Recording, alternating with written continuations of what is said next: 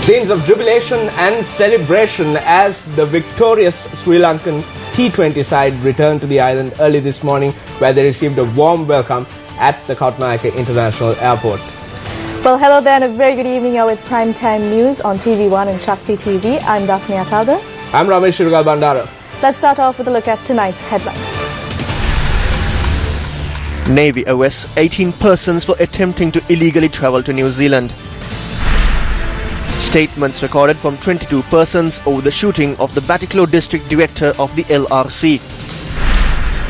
Legal amendment to be made in the near future to increase the number of High Court judges. Statement from the Justice Minister. Locals demonstrate against the substandard kidney unit at the Madhavachi Regional Hospital. Sri Lankan cricket team returns to the island following the series win against Australia.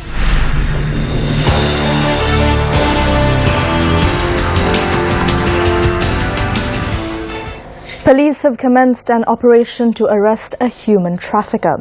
Information on this trafficker came to light following the arrest of 18 persons who are suspected of trying to leave the country illegally for New Zealand by boat. Navy spokesperson Lieutenant Commander Chamidwala Kulike, speaking to Newsfirst, said the suspects and a van they were travelling in were arrested in Negombo. The suspects were arrested by the Navy through a joint operation conducted with the police following a tip-off. On the 17th, police arrested 6 persons in Kadirana, Negombo, who also attempted to illegally migrate to New Zealand by boat. The suspects were residents of Negombo, Marivila, Kalmune and Munne Thiv. Persons and groups engaged in illegal migration have focused their attention on other destinations, mainly because Australia has tightened its migration policy. Their Coast Guard is very strong. In addition, the Sri Lankan Navy shares intelligence with the Australian Coast Guard as well. Therefore, illegal migration has come to a stop. Because of the campaigns undertaken by both Sri Lanka and Australia, these persons have looked to other avenues and have developed a new trend to travel to New Zealand illegally by boat. Several areas in Badulla continue to experience the impact from mining at the Umaoya Multipurpose Development Project. Project Director of the Umaoya Multipurpose Development Project, Dr. Sunil De Silva, says that 85% of the work on the main tunnel has been completed. Under this project, during the time of the excavation, reports emerged of cracks appearing on the walls of houses, water spills and water sources drying up.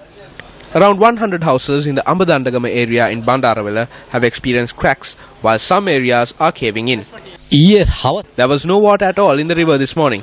Everything went into the tunnel. A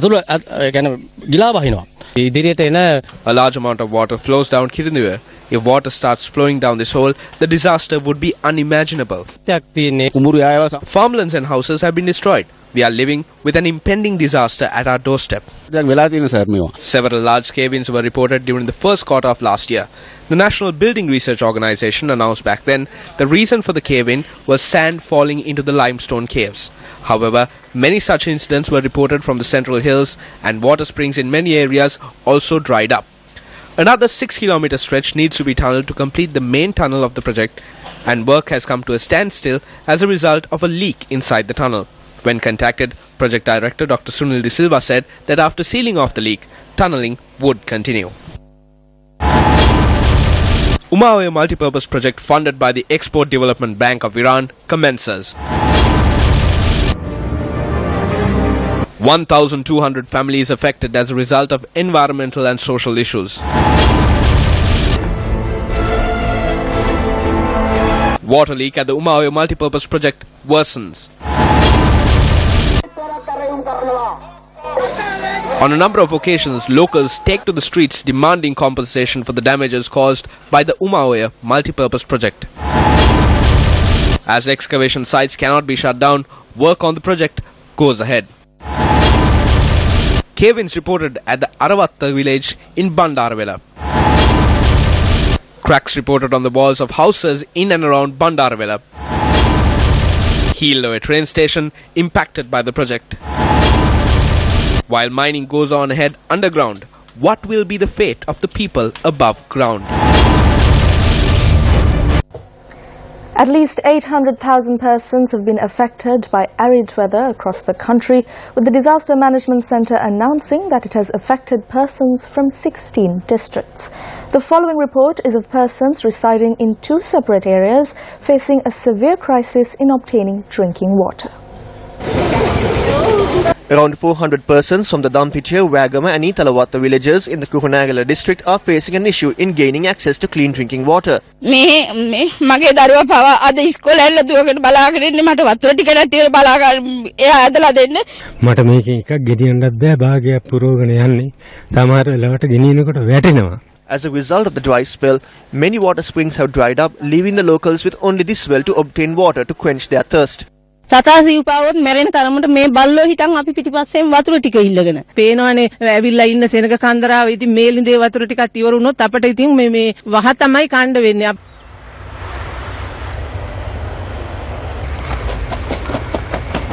As there is no water source, the farmlands in these areas have been destroyed. සම්පූර්ණයෙන්ම මේ මැරිලා මේ විනාශ වෙලා තියෙන්නේ. දැන් අපිට මේ ඊළඟට වෙලා තියෙන බොණ්ඩ වතුර ටිකක් නැහැ. කුඹුරු මැනීම නිසා හාල් මිල ඉහළ ගිහින් තියෙනවා. අපිට කණ්ඩවත් නැහැ. හාල් අපි කන්නේ දැන් කඩෙන් අපිට කන්න වෙලා තියෙන්නේ හාල් නැහැ. ගණන් අපිට ඒ වුණත් කරන්න දෙයක් නැහැ. අපි මොනවා කරන්නේ මේ කුඹුරු මේ විදිහට මේ කන්න මේ විදිහට නැති වෙලා තියෙනවා. People in the areas of Suduwatura Ara and Belagalalanda in Monoragala are also facing difficulties in obtaining water for consumption. දුරක යන්න ඕනේ අපි වතුර ගේන්න උන් නැත්නම් ඒ ලිඳේ ගියා වුණත් අපිට බැනුම් අහන්න වෙනවා. ඒ ආවට කට්ටිය නාපුවම වතුර ගත්තම අපිට ගන්න වතුර ටිකක් නැහැ. මේක සැරයක් වතුර බවුසරයක් කිව්වා ඒත් ආයෙ නෑ මේ පැත්තටවත් ආවේ.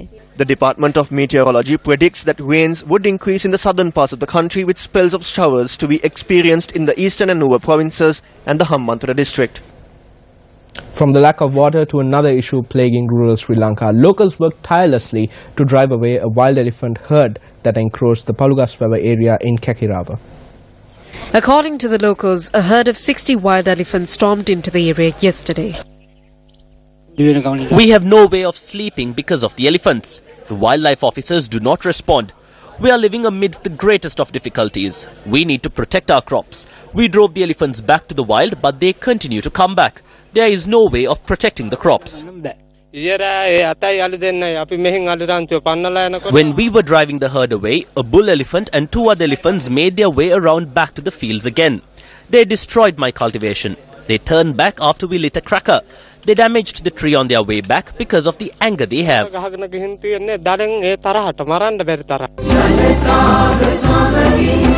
ජන දුක නිවා දැමීමේ තෘප්තියත් සමග පෙරට යන හිතර්ශයන්ගේ නොනිමි මෙහෙවර.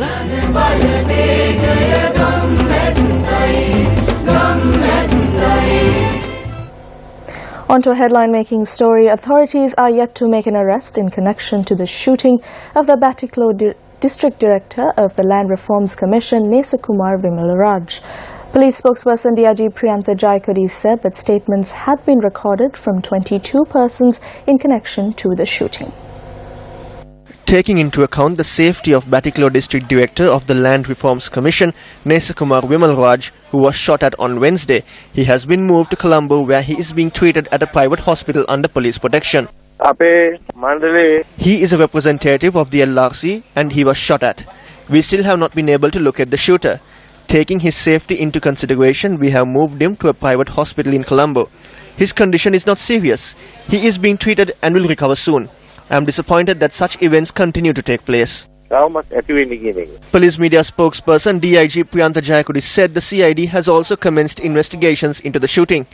In addition, 5 police teams supervised by the Batiklo Superintendent of Police have also commenced investigations. Special police protection has also been provided to the residents of the Batiklo District Director of the Land Reforms Commission. Chairman of the Land Reforms Commission, Sumanatissa Tambugala, said that a decision has been reached to provide special protection to all LRC lands in the Batiklo district, and a request in this regard has been submitted to the police. Nesakumar Vimalraj was shot at on Wednesday night while he was at his house in Kalawanchikudi. An unidentified gunman in a motorcycle had opened fire at him and then fled. Vimalraj was initially admitted to the Batiklo hospital. His name came to the spotlight as he was against the forceful acquisition of state lands in Erabur, Batiklo. Locals from Kalawanchikudi demonstrated today condemning the attack on Nesakumar Vimalraj. The demonstration took place close to the Rasamanikam statue in the Kalawanchikudi town. Meanwhile, another demonstration took place today alleging that the kidney unit at the Medavachi hospital does not meet the required standards. The demonstration was organized by the All Ceylon Farmers Federation, the movement to protect kidneys and the kidney patients in Medavachi. The demonstration commenced opposite the Medavachi bus stand and proceeded to the Medavachi town. As a result of this, traffic on the A9 road came to standstill for over an hour. I pioneered the struggle against kidney disease in this area, and now I too have fallen victim to it as well. I am in the final stages. A complete kidney unit was built in the Medavachi hospital, but it is not open to the public and the people are in distress. We lost youth to the war. Today a more serious disaster is destroying the village. They commenced a kidney dialysis clinic at the hospital, but it was not opened at all. Don't act as if you did not hear. There are 4,000 kidney patients in the Medavachi Divisional Secretariat area alone. Solve this issue with a proper plan. Immediately open this unit. Doctors at the Medavachi Regional Hospital claim that the kidney dialysis unit has not been constructed to the proper standards. This foundation stone for the construction of this unit was placed in 2013 under provisions allocated from the North Central Province Ministry of Health. The contract was given to the private sector. Though it was completed, issues have arisen over its standards. 50 million was spent on the construction of this kidney dialysis unit, but there are many shortcomings. There is a leak when it rains. The building cannot be used. Though there was congestion on the A9 road for around an hour, the crowd dispersed following police intervention. However, Provincial Minister of Health K.H. Nandasena said the renovations would be expedited. This building was built as a kidney dialysis clinic. Thereafter, there were plans to expand it to a blood transfusion center. But the plans did not match. The funds were returned. The engineers looked into this and we cannot build another one. There are leaks in the roof. There are other shortcomings as well. This situation would not have arisen if the engineers inspected it in a proper manner. The second annual academic sessions of the College of Chemical Pathologists of Sri Lanka took place yesterday under the auspices of President Maithripala Sirisena. The event was organised by the chemical pathologists engaged in research on non-communicable diseases. Chemical technicians as well as the medical practitioners in non-communicable diseases were also present at the event. Addressing a public rally in Katupata Kurunagalu today, convener of the Voice Against Corruption, Wasantha Samarasinghe, expressed these views on the Information and Communication Technology Agency, or ICTA.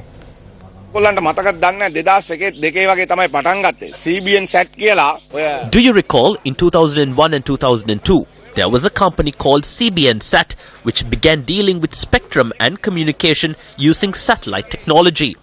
By 2006, the Voice of the Tigers entered Sri Lanka using this company.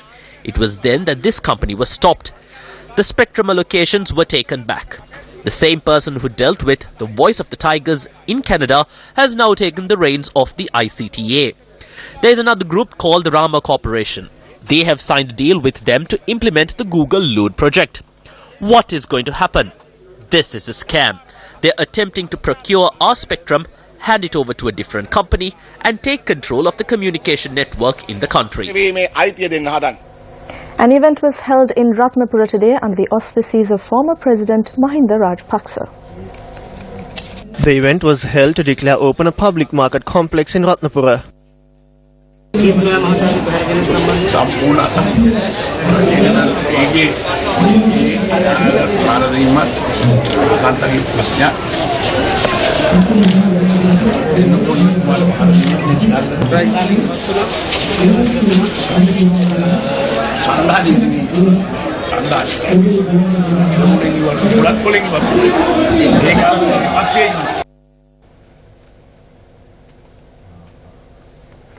Views were expressed on the request made by MP Vimal Weerawansa to allow his party to function as an independent party in Parliament during a UNP media briefing held today.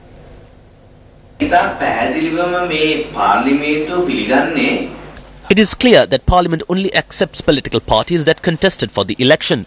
He contested under the UPFA. He represents the UPFA in Parliament. If required, he and his group can remain as independent MPs. However, his party cannot be accepted as a political party in parliament. He is trying to gain the privileges of a political party leader through this move.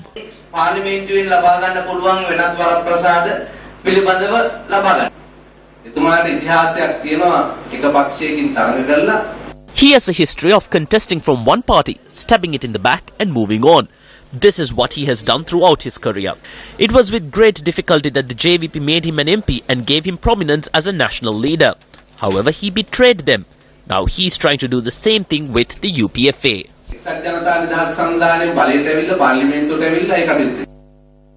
One person died after he was buried under a pile of dal at a dal storage facility in Pattivala, Kalaniya. Police said the deceased fell victim to this unfortunate tragedy while packing dal this evening. He was rushed to the Kiribatkoda hospital where he was pronounced dead. On the 10th of March 2015, one person died after he too was buried under a pile of dal at this very factory. The deceased, who died in 2015, was a 24-year-old from Monoragala. Chancellor of the Sabaragamu University, Venerable Professor Kumurugamuye Wajirathero, met with an accident this evening. The SUV in which the Venerable Thero and 3 others were travelling in met with an accident in the lower Kadugannava area. Police said that faulty brakes resulted in the accident. The Venerable Thero and the others who were injured were admitted to the Marvanala hospital for treatment. The skipper of the ill-fated vessel that claimed the lives of 16 persons in the seas of Katukuru in the Kalathara was remanded until the 6th of March by the acting magistrate of Kalathara, Shamali Yapa, today. Police headquarters said the skipper of the vessel was arrested last night at the Beruwala Fisheries Harbour. The suspect named Ruwan Kumara is a 24-year-old from Bogalla, Beruwala. The government has also terminated the license of the vessel in question. Hindu devotees around the world celebrate Mahasivaratri today. Mahasivaratri is a festival celebrated annually in reverence of the Lord Shiva. According to Hindu legend, Mahasivaratri marks the day on which Lord Shiva proved that he was the strongest god among all other gods. Hindu beliefs speak of a dispute which arose between Lord Vishnu and Lord Brahma over who the strongest god was, and it is during this moment that Lord Shiva had intervened and produced a great beam of light which bridged the expanse between the ground and the sky. Lord Shiva had spoken to the 2 gods and told them that whoever is capable of finding the 2 corners of the beam of light will be the strongest god. Thereby Lord Vishnu transformed into a swine and began digging in search of one corner of the beam of light, while Lord Brahma transformed into a swan and flew off into the sky in search of the other corner. However, both gods were unable to find the corners, and they accepted Lord Shiva as the most powerful god. Devotees engage in religious observances from tonight till tomorrow morning to celebrate this occasion. The government has focused its attention on increasing the number of judges in the country with the expectation of expediting judicial proceedings. Minister of Justice Vijayadasa Rajapaksa expressed these views during a function held in Anuradhapura today.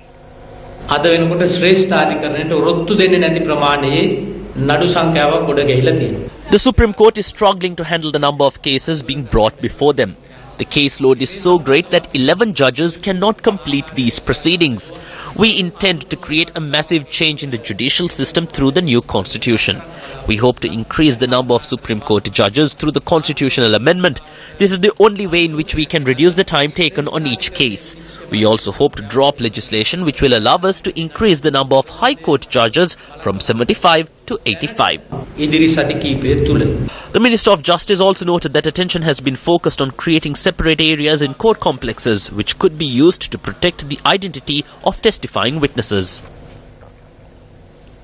In more local news, JVP MP Sunil Hadunnetti addressed a meeting in Kurunegala today. I recently heard Prime Minister Ranil Wickremesinghe say that this is the time to work and we have debts to pay. So it appears that the people have taken out loans from the United States, the IMF, China and India. The people never called for loans to be obtained. The SLFP obtained loans to pay off the UNP debt. Then the UNP obtained loans to pay off the SLFP debt. Both have taken loans under unreasonable conditions. Mahinda Rajapaksa obtained loans for the construction of the Hambantota port without any plan. Mahinda Rajapaksa mahatya Hambantota waraya hadanna ණය ගත්තා ශලස්මකින්. The foundation stone of the construction of the Muruthavala Bridge in Veeragasweva Angunukola Palasa was laid by the Minister of Housing and Construction, Sajid Premadasa, today. The construction of the rural bridge is carried out in the Hambantota district under the Samarisahana program. The total cost for the construction of this bridge is 23.9 million rupees. The Hambantota district elected a president twice. This is the miracle of development that the Hambantota district received. The government of good governance has to build all the bridges now. They don't recall what they did when they were in power.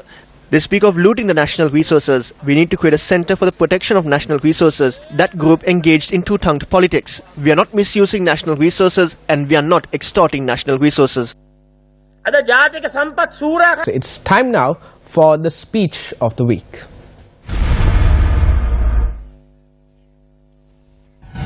We cannot create room for barbarism to prevail. We cannot allow for the law of the jungle to be enforced within universities. In building a virtuous student body, we aspire for justice, equality, discipline and modesty. Who is steering the students in this path? Who is behind this? From where did the money come for them to rent out a house and harass students? Where did the funds come from? Who is destroying the students? Those behind these acts will ruin the students to enforce these acts. Such acts need to be looked into and it is paramount that we find a solution to it. The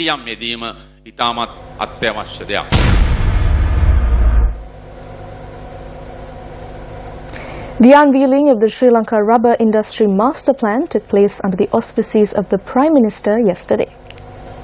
I am happy to note that for the first time we have a policy document in our hand.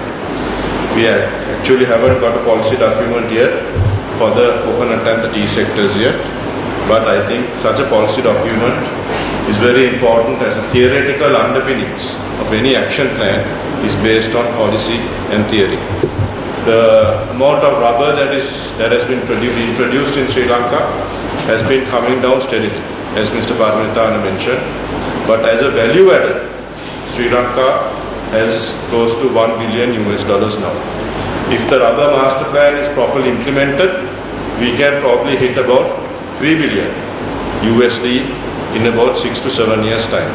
We have to repay the next 10 years a foreign debt which we have to repay and service comes to $36 billion. Next year alone the foreign and the local debt is $7 billion. So now we have to turn this around. Not only build up our reserves, but build up our economic base, go for the future. First, priority is investments. Local investment, that's not enough. We need foreign direct investment. And exports. We have to be again globally competitive in rubber. And this is what the master plan must achieve. A seminar on India's perspectives on China's South Asian policy was held in Colombo yesterday. The event was organized by the Bandaranayake Centre for International Studies and saw the participation of the Director of the BCIS, Dr. Harinda Vithanage. Chairman of the Centre for International Politics, Organisation and Disarmament, Professor Swaranand Singh, was the keynote speaker at the event. Willy-nilly, whether we wanted or not, China-India started becoming either-or choices, which is a bad news for any foreign policy. Because they should never be either-or choice, but the politics was such in some of the neighborhoods that it started looking as if it is a matter of choice between the two. Same thing is true of Sri Lanka. I'm sure you were surprised that Chinese were unusually subdued and silent on IPKF fiasco. They had nothing to say on these things. Neither did they say anything on India's military operations, which were rather short, which was very, very unusual to read. But now perhaps with the advantage of hindsight, we know that it was a larger game plan and the drift was gradual. It's like when an aircraft takes a turn, it doesn't turn very quickly. It has to plan the turn much earlier.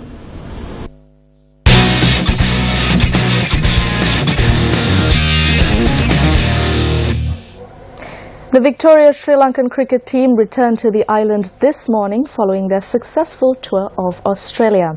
Meanwhile, Chairman of Sri Lanka Cricket, Thilanga Sumatipala, notes that the Sri Lanka team is now capable of once again winning a World Cup.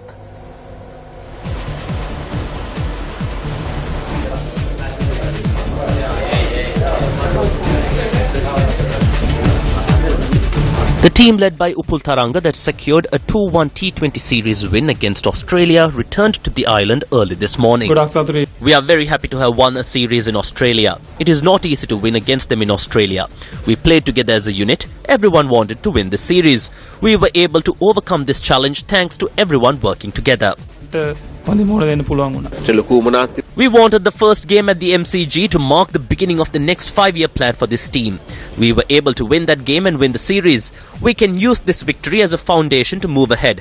In our current state, if they hold a World Cup within the next 6 months, I have no doubt that we can win. It is difficult to get back into rhythm after an injury.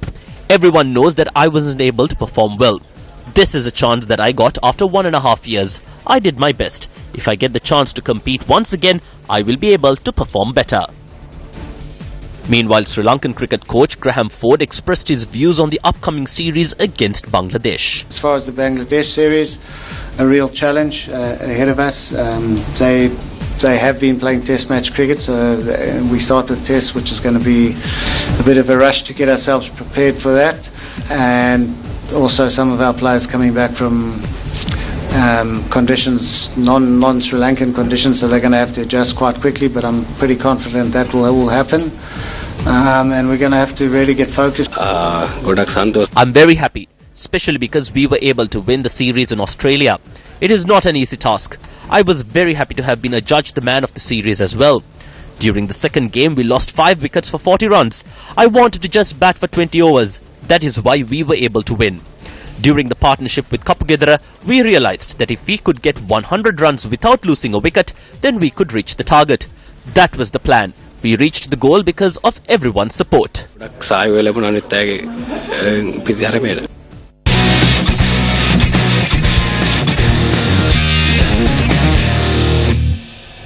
Never underestimate a tiger, no matter how fat.